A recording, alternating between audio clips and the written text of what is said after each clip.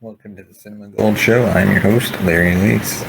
Today we're diving into the latest box office news and movie news from around the industry. But first, we'd like to thank our sponsor, Pondex, for sponsoring this episode. You can check them out today at pondex.com. Use promo code Larry21 for 10% off your first purchase. And as always, if you'd like to support the show, check out our Patreon at patreon.com/cinemagold. There's multiple tiers you can choose from. Consider supporting the show and help us grow our reach and content. And now, our first topic is Marvel fans are disappointed that Kathryn Hahn didn't win an Emmy for WandaVision.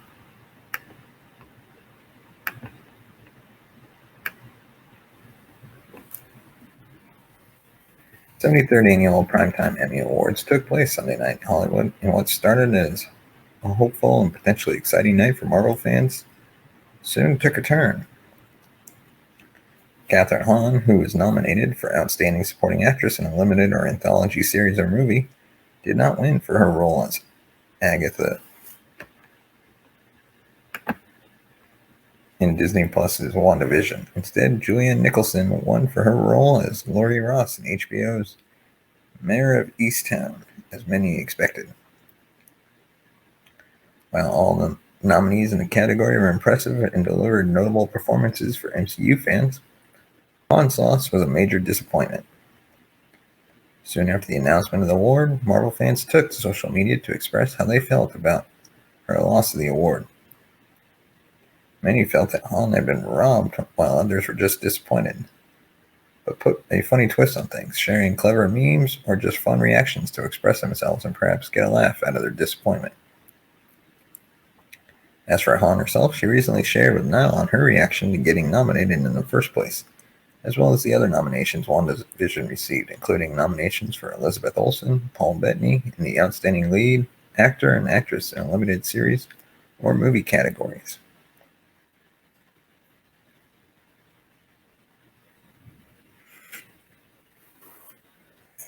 Social media to express their disappointment, with one even calling on Loki to help burn Hollywood to the ground.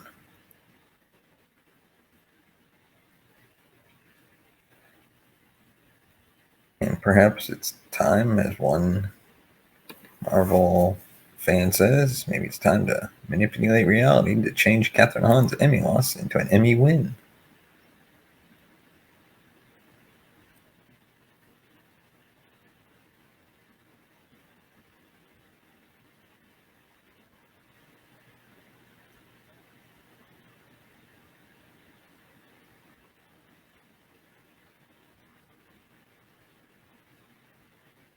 We can all agree she played the role perfectly.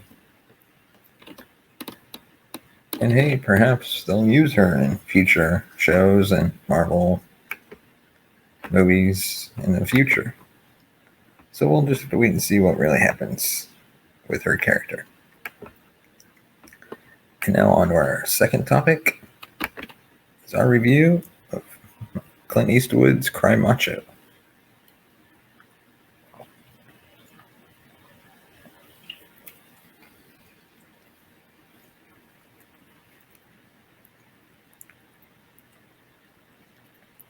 The directionless plot in Cry Macho wouldn't be a problem if one actually enjoyed spending time with the central characters. But that's not something that is on the table. It doesn't take long for Clint Eastwood's Cry Macho to start making confounding and confusing decisions. The very first scene finds protagonist Mike Milo driving into work, and upon his arrival, he is met by his boss, Howard, who proceeds to chew him out for being late. Mike's awful attitude forces the situation to escalate to the point where he is told to pack up his belongings. He does so and leaves, calling Howard a small, weak, and gutless man, setting up what appears to be a bitter and antagonistic rapport. Then, following a quick 1 year later, Chiron, Mike comes home to find Howard waiting for him in his living room. The ex-boss approaching the weary cowboy as a dear old friend in desperate need for his buddy's help rescuing his estranged son, a deal that Mike agrees to out of a sense of obligation to his former employer. In an instant, every notion about their tension-filled relationship established from the previous scene is eliminated. It's a wholly bizarre way of opening a movie, but somewhat in Cry Macho's defense, it does do an appropriate job setting audiences up for the experience set to unfold. As appealing as the idea of seeing Clint Eastwood in a cowboy hat may be, this is a film that is ridiculously scattershot in its storytelling. All over the map with its characters, it spends the vast majority of its running time meandering up until it feels it's time to wrap things up with a deeply unsatisfying ending. Very loosely based on a novel of the same name by author N. Richard Nash and based on a script by Nash and Gran Torino, the Mule screenwriter Nick Schenk, Cry Macho is set in 1980 and follows Mike Milo, retired former Texas rodeo star, as he takes on the alluded-to job. Howard tells him that his 13-year-old boy, Raphael, is living with his mother in Mexico, and he has some kind of eccentric feeling that the kid is being abused. Asking shockingly few questions, considering he's being asked to commit a felony, Mike says yes and heads across the border. Sneaking into the mansion owned by Raphael's mother, getting caught by her bodyguards, Mike learns that her son no longer lives with her and instead has been getting by on the streets as a gambler and a criminal. Despite the fact that Mexico City has a population of over 9 million people, the lead character is still able to find the teenager almost immediately by wandering into the first cockfight he can find. With practically zero convincing necessary, Raphael agrees to go live with his father in the States, though it's against Lita's will, and she feels additionally spurned when the 90-year-old man rejects her sexual advances. Mike and Raphael begin their trip north to the United States, but all the while must contend with Lita's bodyguard following them and the federal police searching for them, not to mention car thieves and engine trouble. We've seen a surprising number of stories as of late following a male protagonist who is forced to shepherd a child on a long journey. In the last 12 months alone, we've seen it in The Mandalorian Season 2, News of the World, The Midnight Sky, The Marksman. But Cry Macho is unquestionably the most incompetent of the group. He begins with a lazy setup to get the plot going, doing a hell of a lot of telling instead of showing, and takes a number of narrative shortcuts, but things only get worse once Mike and Raphael come together. As once the movie gets the characters on the road, it has no demonstrated clue of what to do with them. One makes the effort. It could easily take a single day to drive from Mexico City to the Texas border. The film manages to stretch out the excursion over multiple weeks, and 90% of the conflict encountered has nothing to do with the plot.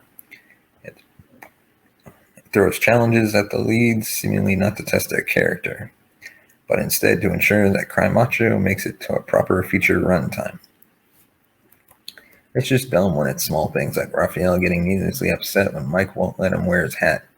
It gets to a point of being infuriatingly tedious when the duo spends half a month in a small village because their stolen car is leaking oil. The perfectionist plot in Cry Macho wouldn't be a problem if one actually enjoyed spending time with the central characters, but that's not something that is on the table, as there is nothing particularly engaging about the personalities. Eduardo Minute isn't given any kind of track to follow as Raphael, and as a result, he needlessly oscillates between being an optimistic child and a petulant brat. White Yoakum's Howard, things actually only get more bewildering after the first two scenes as he re-enters the plot 3/4 of the way through without any provocation, reveal, a truth that changes the whole profile of the movie's journey. Truly the most baffling, awful aspect of Cry Macho, however, is Clint Eastwood's Mike. It comes across as an overstuffed ego trip for the director's star. This is a character with not one but two tragic backstories, and he is written as a spectacular and sexy polymath. Gorgeous women not only throw themselves at this nonagenarian, but he breaks horses, practices rudimentary veterinary medicine, repairs cars, fixes jukeboxes, knows sign language, and more. His only real flaw is that he can be irascible, but that's hardly a noticeable trait, given that it has been a part of all of Eastwood's performances in recent years. You like pretty shots of roosters and other animals in the shining Mexican sun? Well, that's at least one positive reason to watch, cried Macho. But that's really just me grasping to find anything legitimately nice to say about it. Fortunately, Clint Eastwood has a legacy of terrific and classic Western movies, and you should probably rewatch any of those before bothering with this movie. And hey, let us, if you've watched the movie, let us know your thoughts on the movie. Leave a comment in the comment section below. And now, on to our final topic. HBO Max is slashing their prices in half. Our media is offering half-off discount on HBO Max now that HBO is no longer available on Amazon Prime Video channels. Today through September 26th, the monthly subscription cost will be $7.49 for up to 6 months for anyone who had accessed HBO via the channel's platform. The discount is available to both new and returning subscribers, so sign up today. The move is aimed at counteracting the inevitable loss of subscribers due to management's decision set in motion 2 years ago to break from Amazon channels.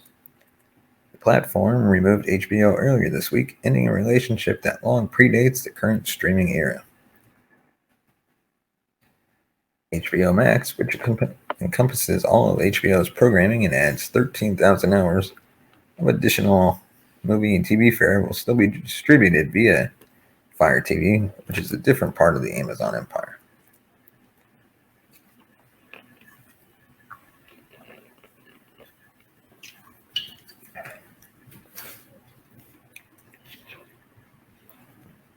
The channel's business has enabled Amazon to control streaming data to a degree that vexed Warner Media and its parent company, AT&T.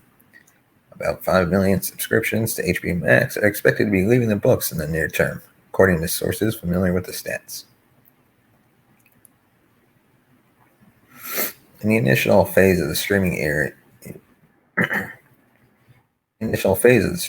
years ago, offerings like HBO Now, Star, Showtime, and CBS All Access saw strong growth via Amazon channels because of the tech's giant scale.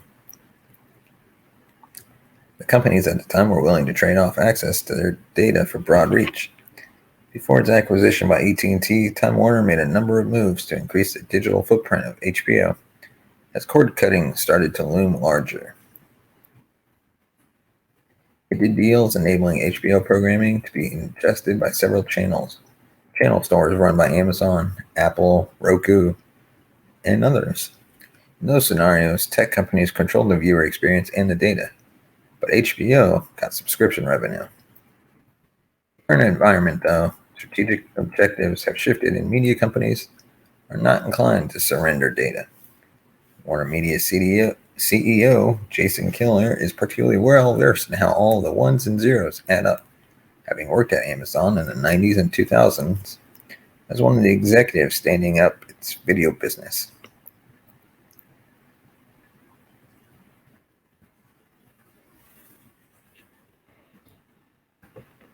And that is all the topics we have for this episode of the Cinema Gold Show. Thank you for watching. Let us know your thoughts on the topics we covered. If there's anything you think we should be talking about, let us know in the comment section below. Please hit that subscribe button and give us a thumbs up if you like the video.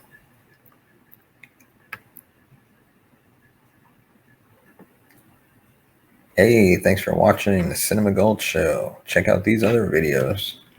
Right there, or right there, or right there. Check them out today. Let us know what you think about all our content. And smash that subscribe button. Thanks for watching, and we'll see you again.